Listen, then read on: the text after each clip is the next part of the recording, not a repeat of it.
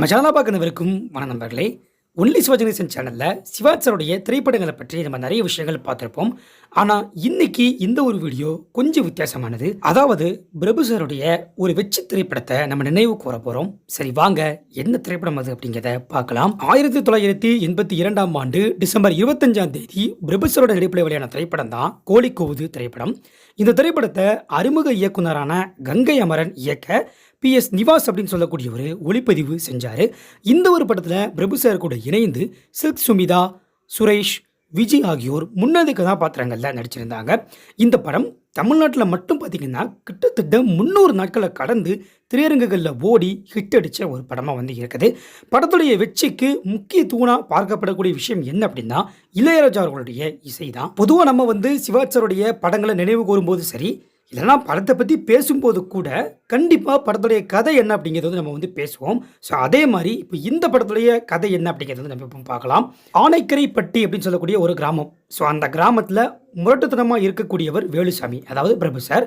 ஆனால் அவர் சத்தம் இல்லாமல் நிறைய பேருக்கு உதவக்கூடிய ஒருத்தவர், ஒரு நல்ல ஒரு கருணையாளர் அப்படின்னு சொல்லலாம். அப்போ அந்த ஒரு ஊருக்கு தாய் தந்தை இழந்த ஒரு இளைஞர், அதாவது ராமகிருஷ்ணா அப்படின்னு சொல்லக்கூடிய ஒருத்தர் ஆக்டர் சுரேஷ், இவர் போஸ்ட்மேன் வேலைக்கு வராரு. படத்துடைய கதாநாயகன் வேலுசாமியோடைய மூத்த அக்கா வெள்ளைத்தாயுடைய மகள் காமாட்சி, அதாவது ஆக்ட்ரஸ் விஜி, இவங்களுக்கும் போஸ்ட்மேன் சுரேஷுக்கும் அரசல் புரசலாக காதல் இருக்குது அப்படின்னு சொல்லி தகவல் வெளியே வருது. இதுக்கடுத்து அவங்களுடைய தாய், அதாவது வெள்ளைத்தாய் தன்னுடைய தம்பி வேலுசாமிக்கே தன்னுடைய மகளை திருமணம் பண்ணி கொடுக்கலாம் அப்படின்னு சொல்லி முடிவு பண்ணுறாங்க. ஆனால் அதுக்கு ஊர் மக்கள் எல்லாருமே கொஞ்சம் வெறுக்கிறாங்க. என்ன சொல்கிறாங்க அப்படின்னா, வெறும் முரட்டுத்தனமாக இருக்கக்கூடிய அந்த ஆளுக்கு எப்படி ஒரு பொண்ணை நீங்கள் கொடுக்குறீங்க அப்படின்னு சொல்லி ஊர் மக்கள் எல்லாருமே தடுக்கிறாங்க.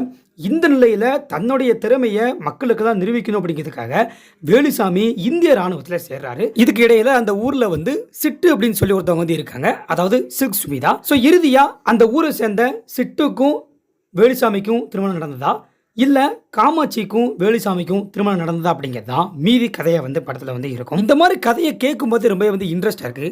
எப்படிங்க இந்த மாதிரிலாம் படம் எடுக்கிறாங்க? உண்மையிலே இந்த ஒரு டாபிக் எனக்கு ரொம்ப பிடிச்சிருக்கு. இன்றைக்கி தேதியில் இந்த மாதிரி கதைக்களம் கொண்ட படங்கள் வந்தால் ரொம்ப நல்லாயிருக்கும்னு நினைக்கிறேன். ஸோ உண்மையிலே ரொம்ப இன்ட்ரெஸ்ட்டாக இருக்குது. சரி, ஓகே, இப்போ இந்த படத்துடைய வெற்றியை பற்றி பார்க்கலாமா? இந்த படத்துடைய வெற்றிக்கு உதவிய முக்கியமான விஷயமா பார்க்கப்படக்கூடியது என்ன அப்படின்னா இசையும் பாடலும் தான். அப்படிப்பட்ட இசைக்கு சொந்தக்காரர் இசைஞானி இளையராஜா. இந்த படத்தில் இடம்பெற்றிருக்கக்கூடிய ஏதோ மோகம் ஏதோ தாகம் அப்படின்னு சொல்லக்கூடிய பாடல் நாயகி அப்படின்னு சொல்லக்கூடிய கர்நாடிக் ராகத்தில் உருவாக்கப்பட்டிருக்கு. அது மட்டும் இல்லாமல் சங்கராபரண ராகத்தில் பூவே இளைய பூவே அப்படின்னு சொல்லக்கூடிய ஒரு பாடல் இயற்றப்பட்டிருக்கு. மொத்தம் இந்த படத்தில் 9 பாடல்கள் இடம்பெற்றிருக்கு. அதில் ஏதோ மோகம் ஏதோ தாகம் அப்படிங்கிற பாடல் பலருடைய மொபைல் ஃபோனில் காலர் டியூனாகவும் ரிங்டோனாகவும் வச்சுருக்காங்க. ஸோ அந்தளவுக்கு அந்த பாடல் மக்களுக்கு ரொம்ப பிடிச்சிருக்கு.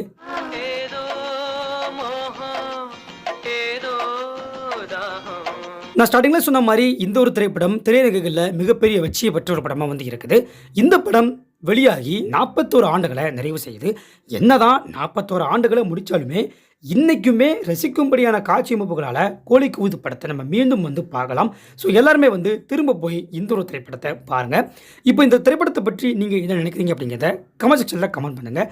அது மட்டும் இல்லாமல் பிரபு சாருடைய அடுத்தடுத்த திரைப்படங்களை பற்றி நம்ம இன்னும் பேசலாம். அதனால் இந்த ஒரு வீடியோவை நிறைய பேருக்கு ஷேர் பண்ணுங்கள், லைக் பண்ணுங்கள். அடுத்த வீடியோவில் சந்திக்கின்றேன். நன்றி.